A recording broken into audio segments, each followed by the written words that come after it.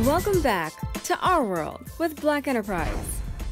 The Ford Foundation president, Darren Walker, is on a mission to prove that nonprofits can help build a new future by exploring ways to fix inequality in all its many forms. Paul Carrick Brunson has more.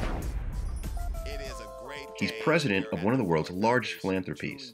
As head of the Ford Foundation, Darren Walker guides more than $500 million in annual giving, and he's giving nonprofit organizations some high marks for the diversity they are bringing to their corporate boards. I think the data on the nonprofit boards would indicate that we are doing far better than boards of private companies and public traded companies. At the Ford Foundation, for example, over half of our board are people of color and women. And if you look across the sector, generally at large foundations, you will see at least 2 or 3 African Americans on the boards of a large foundation.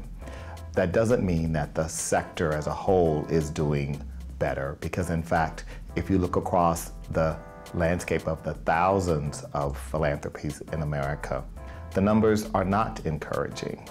Walker, a lawyer by training who started his philanthropic work as a volunteer in Harlem, feels boardroom diversity makes sense, both as a business strategy and a social goal.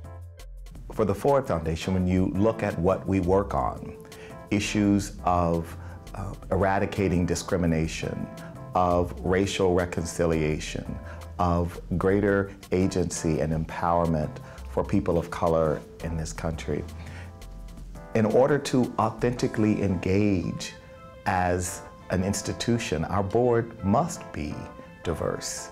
We need to have the voices and the participation of people who have had the lived experience of discrimination.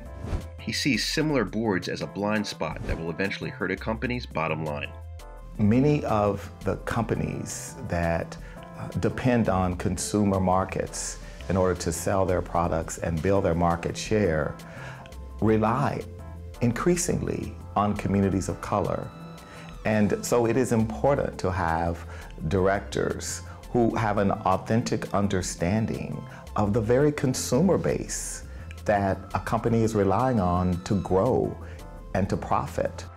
While he acknowledges there is still significant work ahead to open more doors to minority members, he feels this may be the perfect time for change.